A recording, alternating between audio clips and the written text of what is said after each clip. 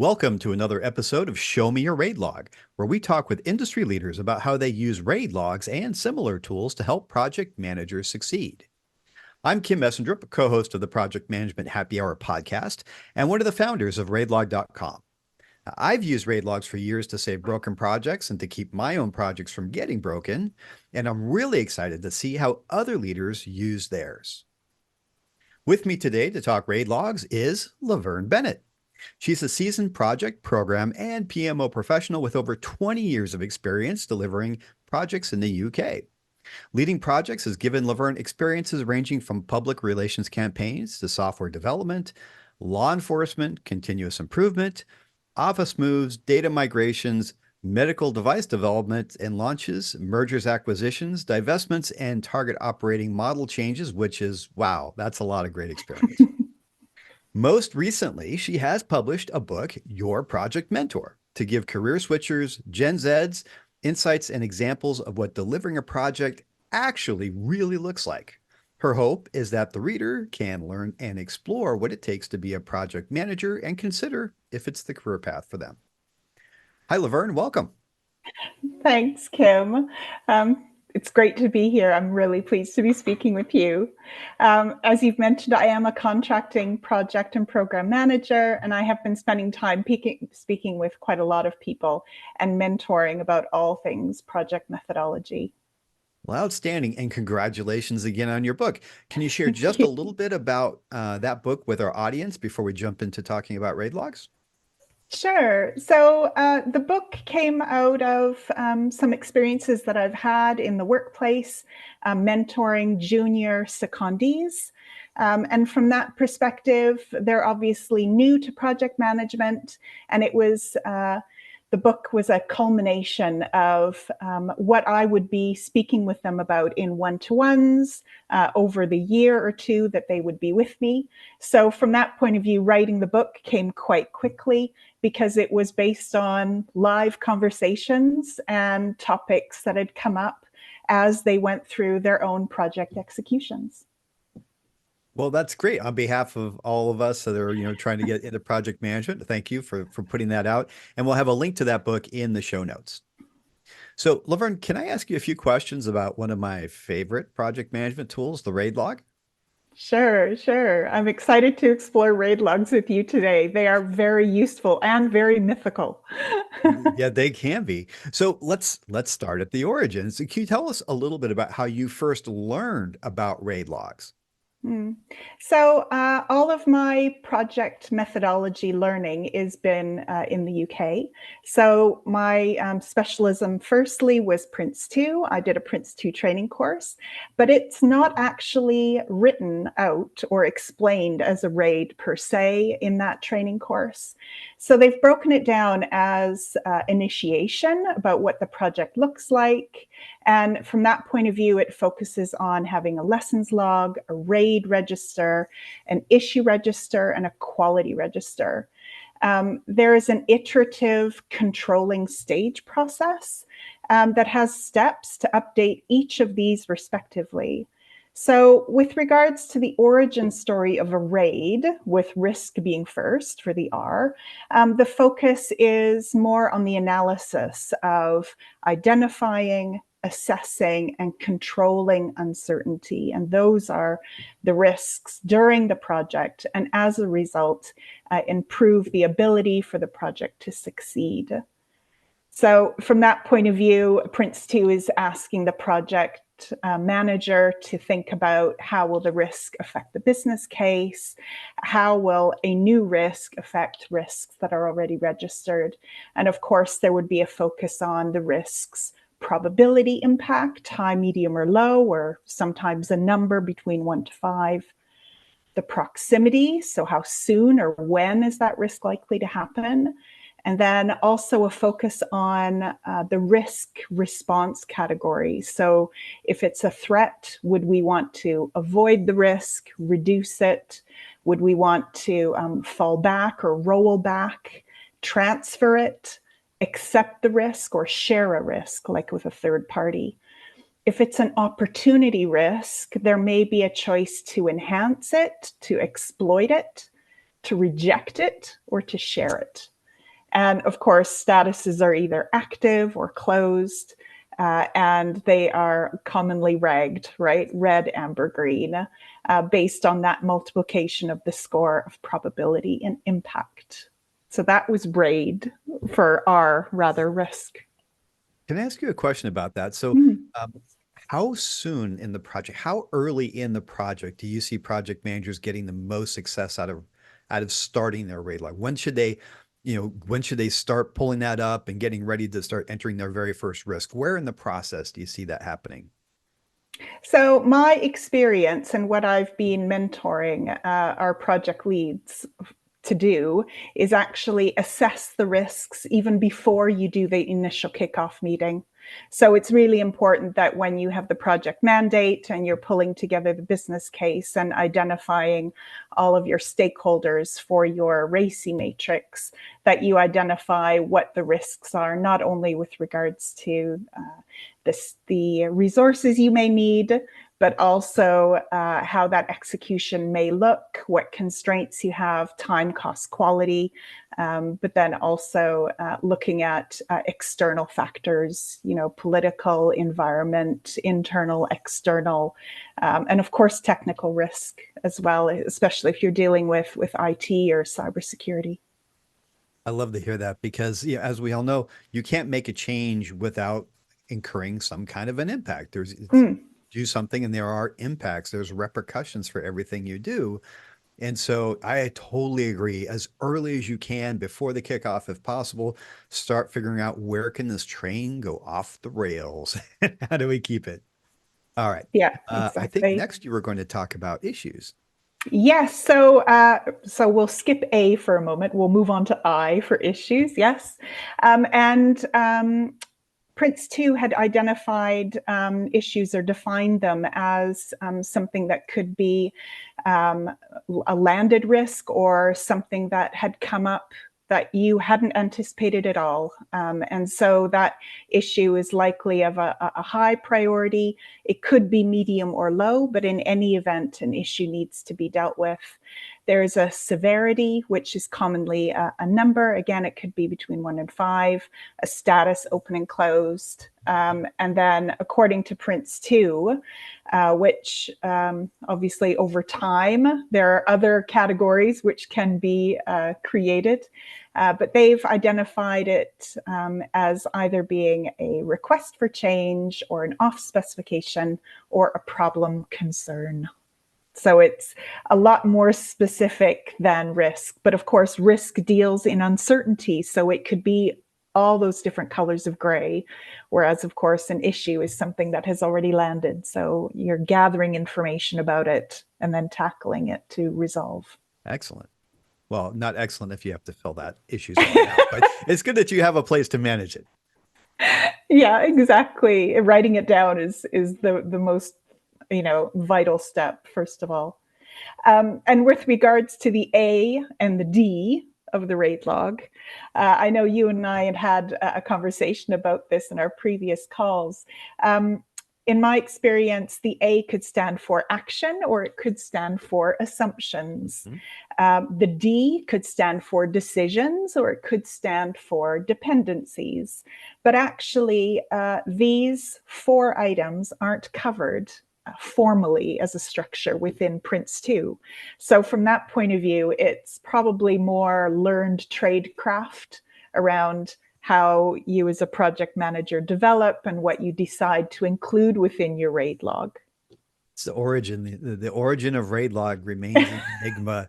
Yes, quite. And for our listeners who aren't familiar with Prince 2, it is another PM project management framework, which is primarily, it was based out of the UK, although it is also a global methodology, kind of like PMI, correct? Yes, that's correct. Prince 2, I believe, stemmed out of government projects. And then later on, it was sold to a private company, Excelios. But they have a suite. So they do Prince 2. There's also managing successful programs, which I've completed. They also do management of risk, P30, P3M3 for PMO excellence. So there is a whole suite within the UK of courses that you can take in order to increase your professional knowledge. Excellent. Excellent. My next question is whether or not you can tell us about a time when using a RAID log saved a project for you, or maybe even better, helped kept you from having to save a project. Sure. So there was a project that I managed when I was working in the financial sector, and it was the movement of 1,500 virtual machines from a data center to another data center, and that included infrastructure as well.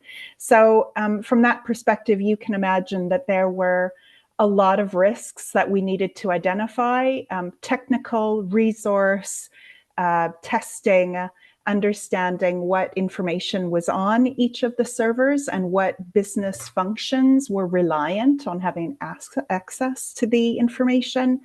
And from that point of view, identifying those risks, grouping them together, and then consulting with the technical subject matter experts as well as the business areas to understand, the detail of what is on each server, how best to move it, how best to test it, and then obviously when to do this so that we had very minimal or no disruption. And from that perspective, there was a lot of consultation, but as a team, the project was able to put together a risk mitigated execution plan. So from that point of view, we looked at what we were doing each weekend, what we were going to move, what testers we needed to have on site or remotely to test them, to switch them back on, know they were reconnected, etc.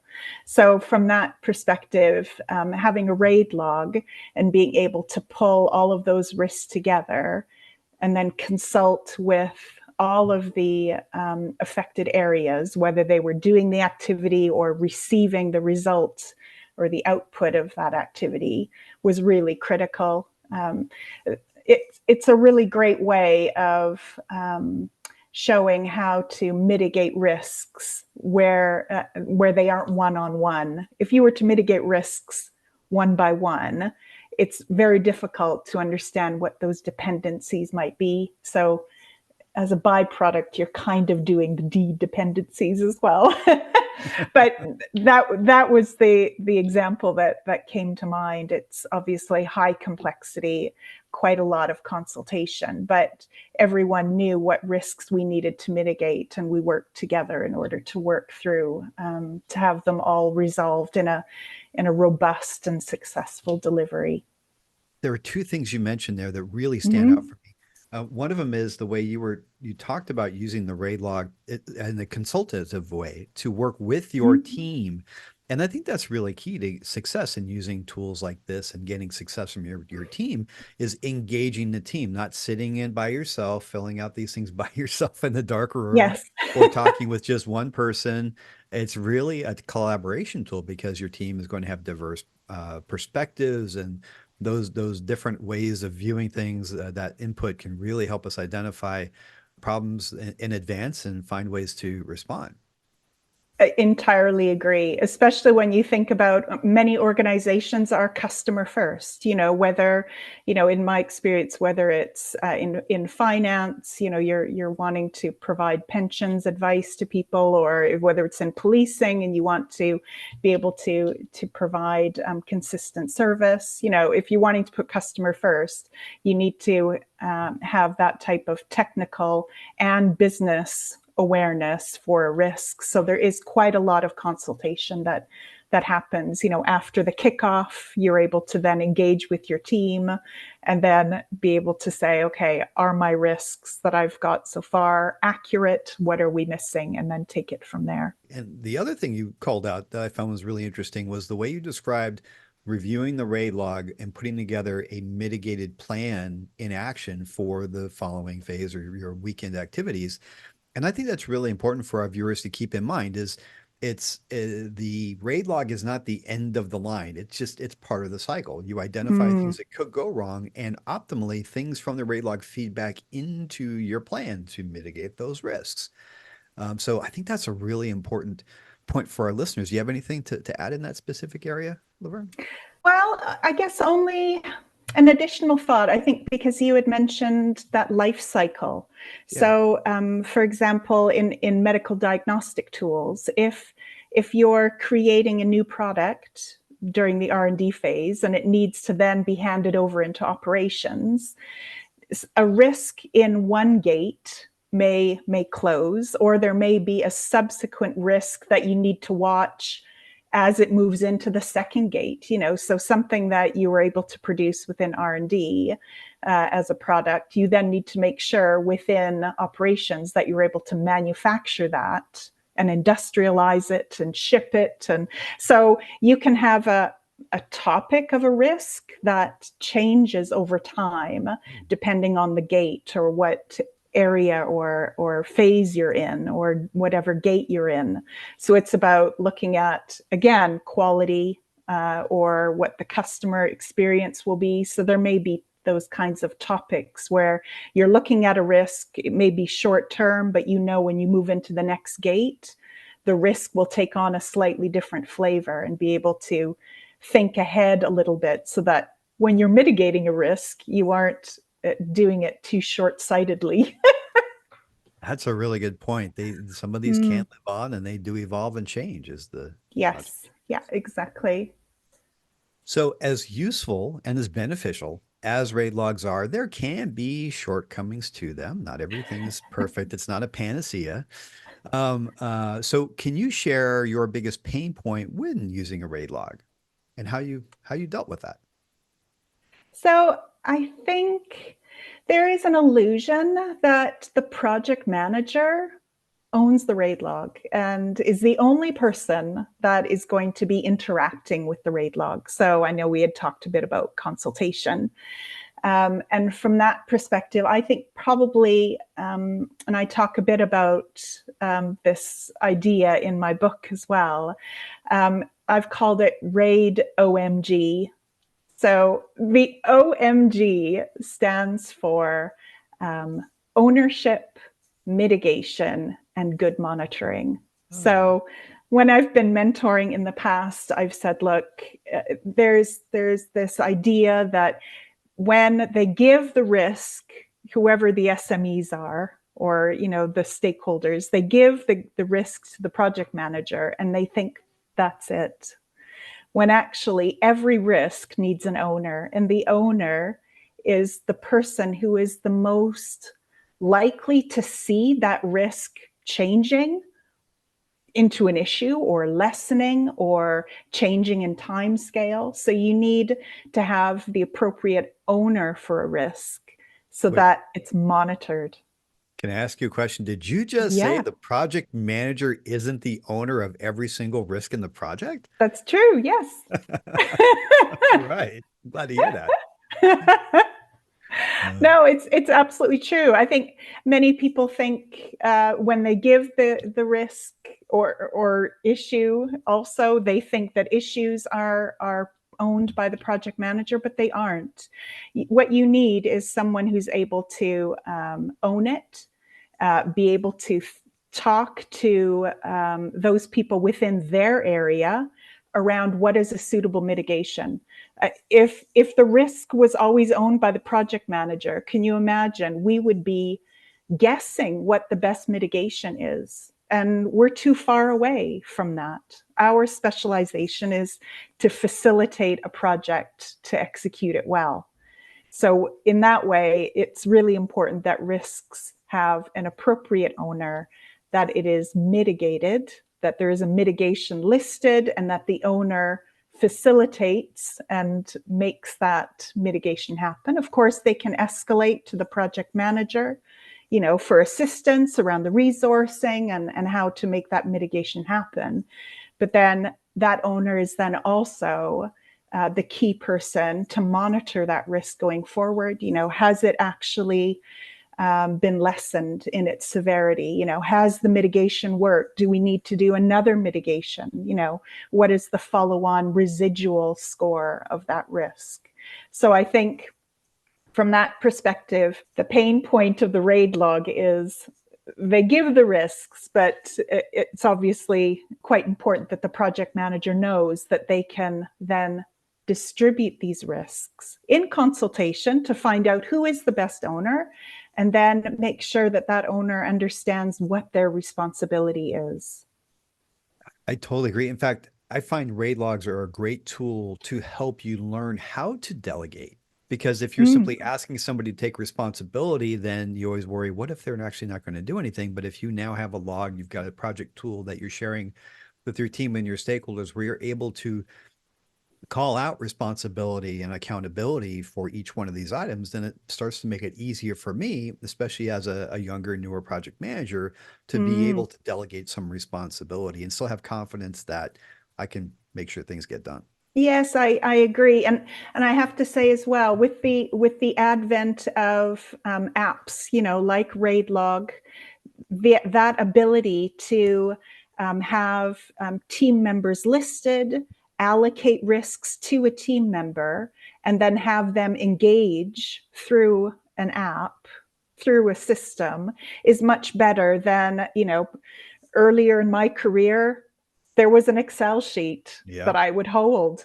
But of course, there was no group sharing of that. Then there would be different versions of it. Yes. People would have to come to me and only I could update it. So that's where, the RAIDLOG as a solution brings us more into the 21st century, where actually that type of ownership is more widely visible. You're able to provide the updates. You're able to have that type of liaise in order to make sure that it's very present during the execution of the project. I also remember the pain of versioning Excel files, and It's not that was great. that was definitely one of the inspirations for some of the collaborative capabilities we have on raidlog.com. So while we're talking about more modern tools, let me ask you a little bit about artificial intelligence, which seems to be the topic that's front of mind for a lot of project leaders. And Mm. from your perspective as a project manager, how do you foresee or how do you think about AI technologies improving the management of RAID logs or projects overall? Mm. I think in the more recent experiences that I've had, AI has probably consisted more of automations. So when a RAID log item is moved from open to closed, it might be that that trigger of closed moves that item somewhere else, that it files it somewhere else. So it may be that some of us who are already doing project management have been using a kind of AI when we've seen these automations. But I think probably looking towards the future, I think it will be those types of functions that we've seen in RAIDLOG, where you're able to put in the project objectives and be able to see what does AI predict or recommend that we follow up on to see whether these are, legitimate or, do they need to be developed, those risks that we should be watching for. And in that way, in the past, when I've done this type of RAIDLOG or risk and consultation work with groups, it's a bit scary to start with a blank page. So I think in that way, AI will help us start more from a walking start rather than a standing start. So it gives you those suggestions. It helps you to think a little bit more outside the box. And of course, the more advanced AI becomes, it may be that the risks become more technical, and in that way, it may actually spark more detailed conversations as well, rather than just surface risks.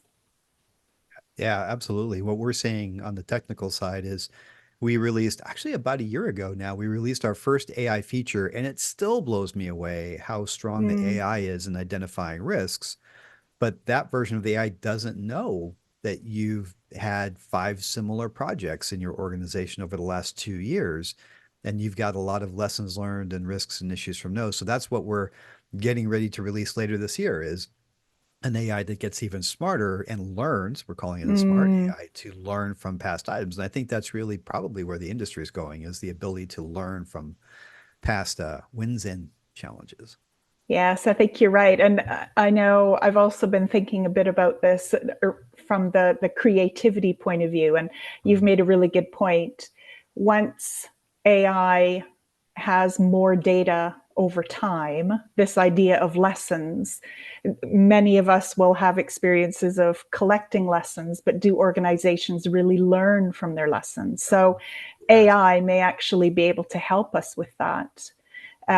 And I think from that perspective as well, when you're getting together in the room, it will be a culmination of, what is AI suggesting that we look at? And actually then, you could have attrition within an organization, but AI may actually hold that information at a longer term.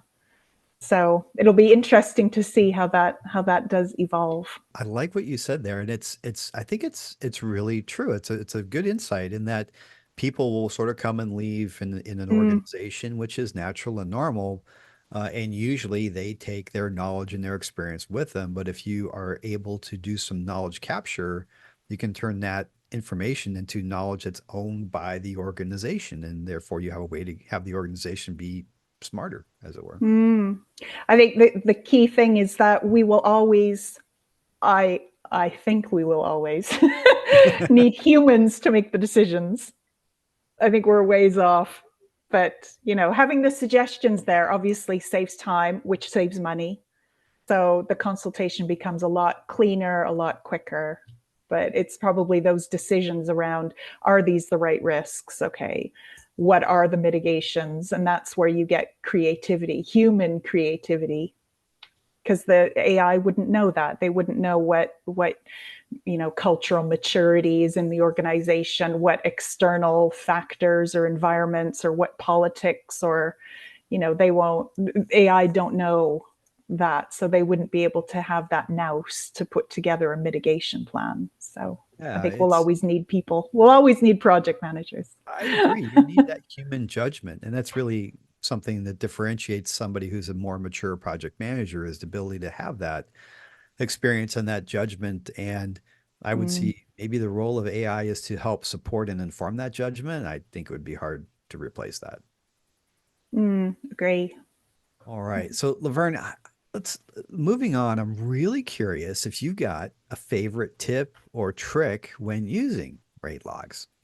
I think my favorite tip or trick is probably to hold like a regular call or a regular meeting. I think it's really important that raids are really live. Mm, I know I'd mentioned it earlier, but it's this idea of when you sit down and go through the risks, which are within the most current period. So you don't have to go way into the horizon. So you're not examining every risk every time, but being able to have that human analysis and decision making about, is this really what the risk is? Has anything changed from that point of view?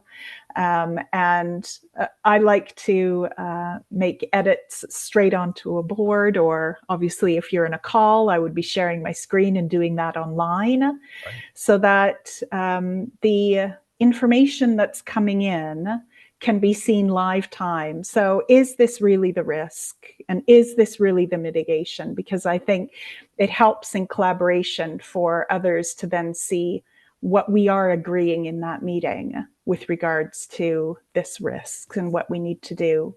And equally, when I think about issues, which of course are critical to have resolved in order for projects to keep moving, um, I am not afraid to call an issue management meeting or call, even 15 minutes, just so that you get the right stakeholders on a call or in a room to be able to say, this is what we think has happened. Obviously, you're going through a fact find.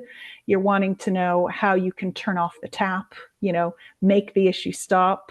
You're making notes about this within your RAID log. This is all part of lessons learned, right? If something has happened, we need to understand, when did it happen? What was the output at that time? Who's then involved? Turn off the tap, as they say. Make it stop. If you have a data leak, you have to turn off the tap, and then you do your root cause to find out, how can we now stop this from happening again?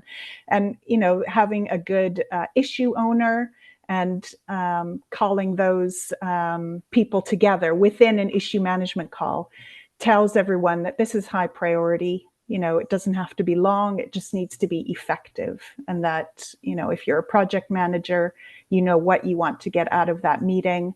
You have the right people in the room so that there are actions, clear actions taken around what we need to do, and then agreeing to come back together at a certain point in time to make sure, have we turned off the tap? Were those actions completed? Great. The next step is, how do we stop it from happening again? What is the likelihood? You're doing any kind of mop-up activities. So I think both of these examples are all about people, again, so AI may not be involved. But it really is around collaboration with RAID logs. I think those would be my two tips around risk and issue. Right. And certainly everything you've talked about just now is really about collaboration, right? You're sharing your RAID log as a tool you can view real time. You're talking about getting the team together and talking through issues. And I like the way you talk about, if you've got kind of a more urgent tactical planning or response that you have to orchestrate for an issue, it's a communication tool, it's a planning tool, all in one.